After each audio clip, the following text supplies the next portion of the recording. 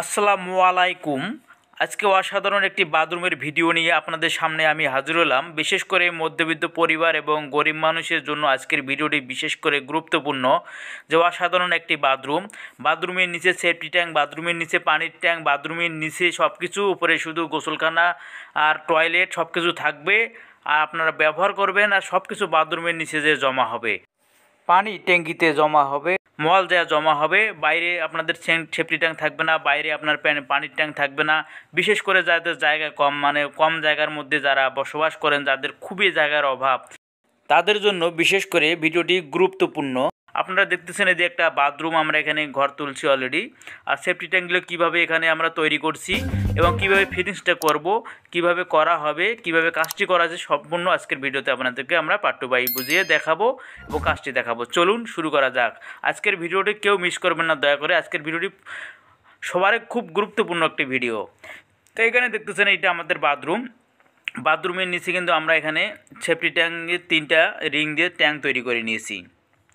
বিশেষ করে দেখতেছেন এটা হলো পানির হাউস ট্যাঙ্ক, পানির ট্যাঙ্ক, এটাতে পানি জমা হবে। আর এটা দেখতেছেন এটা হলো সেফটি ট্যাঙ্ক, এটা হলো সেফটি ট্যাঙ্ক। এখানে 2টা সেফটি ট্যাঙ্ক আছে আর একটা হলো পানির হাউস আছে। এখানে পানিতে জমা হবে এবং আর 2টাতে মল যাবে। সেটা কীভাবে ফিটিংস করা হচ্ছে চলুন আপনাদেরকে আমি এখন বুঝিয়ে দেখাই। এখানে দেখতেছেন অলরেডি আমরা 2 জায়গায় 2টা স্ল্যাব দিয়েছি, আর এখানে একটাতে স্ল্যাব দেওয়া নাই। এখানে যে স্ল্যাবের সঙ্গে দেখতেছেন এখানে একটা পাইপ দেওয়া আছে, এটা হলো আমাদের প্যানের জন্য পাইপ বসানো হয়েছে। পিছন দিক দিয়ে আমাদের কিন্তু পাইপটা একটা গ্যাস পাইপ দেওয়া আছে এই সেফটি ট্যাঙ্কের সঙ্গে। আর প্যানের যে মলের পাইপটা আমরা এই সেফটি ট্যাঙ্কে সরাসরি দিয়েছি। এখানে সোজাসুজি মল আসি এই সেফটি ট্যাঙ্কে পড়বে, আর এই সেফটি ট্যাঙ্ক থেকে এই সেফটি ট্যাঙ্কে এদিক দিয়ে পাইপ দেওয়া আছে সংযোগ। আর এই সেফটি ট্যাঙ্কের পাইপের সংযোগ থেকে এদিক দিয়ে মলটা, যে গ্যাসটা, সেই গ্যাসটা এদিক দিয়ে বের হয়ে চলে যাবে। এখন যেটা আপনি দেখতেছেন এটা হলো আমাদের প্যান বসানোর জন্য নং ট্রাপ বসে এখানে কিন্তু পাইপটা আমরা দিয়েছি। আমাদের নং ট্রাপটা এই সাইড দিয়ে বসে দেওয়া আছে, এই সাইডে যেহেতু আমাদের সেফটি ট্যাঙ্ক, তাই এই সাইড দিয়ে আমাদের নং ট্রাপটি বসে দেওয়া আছে। আর এই সেফটি ট্যাঙ্কের সঙ্গে কিন্তু আমরা একটু ফুটো করে নিয়ে আমরা কিন্তু এই সাইডে এখানে গ্যাস পাইপ দিয়েছি। দেখছেন এই জায়গায় হলো আমাদের গ্যাস পাইপ এই সেফটি ট্যাঙ্কের সঙ্গে, যেটা হলো প্যান যেখানে বসানো আছে তার লগেই যে সেফটি ট্যাঙ্ক, এটা দিয়ে আমাদের গ্যাস পাইপ। আর এই সেফটি ট্যাঙ্কে আমাদের সরাসরি আমাদের মলটা আসে এই সেফটি ট্যাঙ্কে জমা হবে। এই সাইড দিয়ে আমাদের লং ট্রাপটি সোজা করে পাইপ দেওয়া আছে। আর এটা তো আমাদের পানির হাউস। এই বাথরুমের বিশেষ করে সুবিধা এবং অসুবিধা সম্পর্কে বিশেষ করে যে গুরুত্বপূর্ণ বিষয়টা আছে, সেই জিনিসটা আপনাদেরকে আমি এখন যদি বুঝাই তাহলে আপনারা বুঝবেন। তাছাড়া কিন্তু এরকম বাথরুম করলে সমস্যায় পড়ে যেতে পারে। এখানে কিন্তু আমাদের যখন সেফটি ট্যাঙ্কটা ভরে যাবে তখন আপনারা কি করবেন, বিপদে পড়ে যাবেন। এই বিপদে ধরে না পড়েন সে কারণে আমরা কিন্তু একটা সেফটি ট্যাঙ্কে গ্যাস পাইপ দিয়েছি, আর একটা সেফটি ট্যাঙ্কে কিন্তু আমরা ফুটো করে একটা ইট দিয়ে আমরা হালকা করে গাঁথনি করে দিয়েছি। মানে যখন আমাদের সেফটি ট্যাঙ্কটা ভরে যাবে তখন কিন্তু আমরা ওদিক দিয়ে মলটা টানে বের করে নিতে পারি। আর এখানে যেটা দেখতেছেন এটা হলো আমাদের গ্যাস পাইপ। এই গ্যাস পাইপটা কী জন্য দেওয়া হয়েছে, এটা হলো পানির হাউজের গ্যাস পাইপ।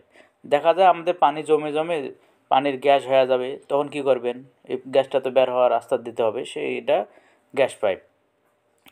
আমাদের এখন জিনিসটা বোঝানো আপনাদেরকে চেষ্টা করছি, হয়তো আপনারা বুঝতে পারছেন। এখন আমরা এখানে ইটের সোলিং করে নিয়েছি, আমরা একটা গাঁথনি করে নিয়েছি। আপনারা দেখতেছেন 4 ফিট বাই 4 ফিট করে আমরা এখানে কিন্তু এই প্যানটা বসানোর জন্য আমরা ইটের একটা গাঁথনি করে নিয়েছি সাইডেই নিয়ে। সামনে কিন্তু আমরা 2 ফিটের মতো জায়গা রাখছি পা ওঠার জন্য, এবং পানি যেটা পড়বে সেটা নিচ দিয়ে চলে যাবে। আর ইটের সোলিং করে নেওয়ার পর, গাঁথনি করে নেওয়ার পর আমরা ইটের সোলিং দিয়েছি। এক সাইডে ঈদের ভাঙা ভাঙা ইটগুলো ছিল, সেগুলো দিয়ে আমরা কিন্তু এখানে প্যানটা বসে দিয়েছি।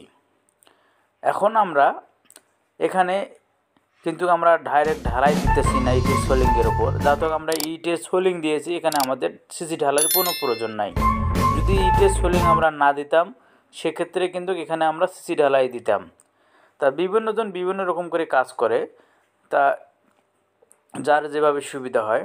আমরা কিন্তু এখন ইটের সোলিংয়ের ওপরে কিন্তু এখানে সিমেন্ট বালু মশলা তৈরি করে আমরা কিন্তু এখানে পলিস্টার করে দিতেছি। আমরা এখানে ডাইরেক্ট পলিস্টার করে দিয়ে নেট ফিনিশিং দেবো আমরা। এখানে পুরো কাজটা আরও চলতেইছে, আপনাদেরকে আমরা দেখানোর চেষ্টা করতেছি। বিশেষ করে দুঃখিত আমরা আপনাদেরকে যদি আমরা ওই সেফটি ট্যাঙ্কের ফিটিংসটা দেখাইতে পারতাম, পাইপ যেভাবে বসানো হয়েছিল সেটা দেখাতে না পারার কারণে আমরা দুঃখিত। হয়তো অনেক ভাইরা এটা নিয়ে মনে কষ্ট পাবেন, কারণ আমি নিজেও কষ্ট পাচ্ছি, কারণ এটা একটা খুব গুরুত্বপূর্ণ সুন্দর একটা ফিটিংস ছিল। আমি ওই সময় উপস্থিত না থাকার কারণে অন্য সাইডে ছিলাম, তাই উপস্থিত থাকতে পারি নাই। তো যাই হোক, এখানে আপনারা দেখতেছেন আমরা যে এখন ইটগুলো বিছিয়ে দিতেছি। এখানে আমরা 2 ফিট জায়গা রেখেছি। এখানে আমাদের যেহেতু বাথরুমে উঠতে হবে, ওঠার জন্য আমরা এখানে একটা ডাউন করে দিয়েছি। আর সব সময় যেভাবে বাথরুমের ডাউন থাকে আপ ডাউন, সেটা আমরা করে এখানে কিন্তু আমরা ফিনিশিং করে দিয়েছি। আর এই সাইডে এখন আমরা ইটের সোলিং করে নেব। নেওয়ার পর আমরা এই সাইডেও এখন ফিনিশিংটা দিয়ে দেব। তো ভিউয়ার্স, এখানে আমাদের কোন কাজটা ভালো লাগলো অবশ্যই কমেন্টস করে জানাবেন। আর এখানে অবশ্যই যে আমাদের প্যানটার মধ্যে যেগুলো ময়লাগুলো আছে সিমেন্ট বালুর, সেগুলো অবশ্যই কাঁচা থাকা অবস্থায় একটু টান দিয়ে দিলে, পরিষ্কার করে নিলে ভালো হয়। আর একটু শুকে বেশি গেলে তখন টান দিবেন, তখন কিন্তু চটি ধরে উঠে যেতে পারে। আর আমরা এখানে ইটের সোলিং করে দিয়ে, আমরা এখানে সিমেন্ট বালু পলাশটা করে দিয়ে আমরা কিন্তু এখানে একটা পানির পাইপ দিয়েছি। এই পানির পাইপটাতে কিন্তু অবশ্যই আপনাদের নং ট্র্যাপ ব্যবহার করতে হবে, কারণ নং ট্র্যাপটি না ব্যবহার করলে পানির হাউজে যে গন্ধটা হবে পানির, সেটা কিন্তু আপনার ওই বাথরুমে চলে আসবে। তাই অবশ্যই যে কোনো পানিতে আপনারা কিন্তু নং ট্র্যাপ দিবেন, তাছাড়া কিন্তু সাপ টাপও ঢুকতে পারে।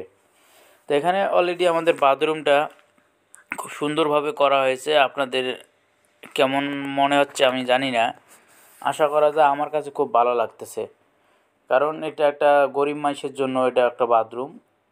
গরিব এবং মধ্যবিত্ত মানুষ আছে যাদের জায়গা জমি নাই এবং ঘরবাড়ি করিয়ে কষ্ট করে থাকে, অথচ একটা বাথরুম করবে শখের জন্য, তাদের পানি ফেলার জায়গা নেই, সেফটি ট্যাঙ্ক করার জায়গা নেই, শোক পিট করার জায়গা নাই।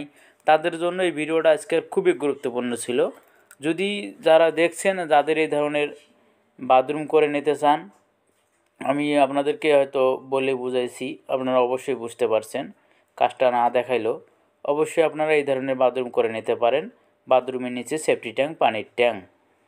বড়লোক ভাইয়েরা বাথরুমটি কেমন হলো অবশ্যই কমেন্টস করে জানাবেন। আর ভাইয়েরা যারা নতুন এখনও আছেন, চ্যানেলটি সাবস্ক্রাইব করে ভিডিওটি শেয়ার করে দিবেন সবার উদ্দেশ্যে, আপনার মতো ভাইয়েরা যেন দেখতে পায়।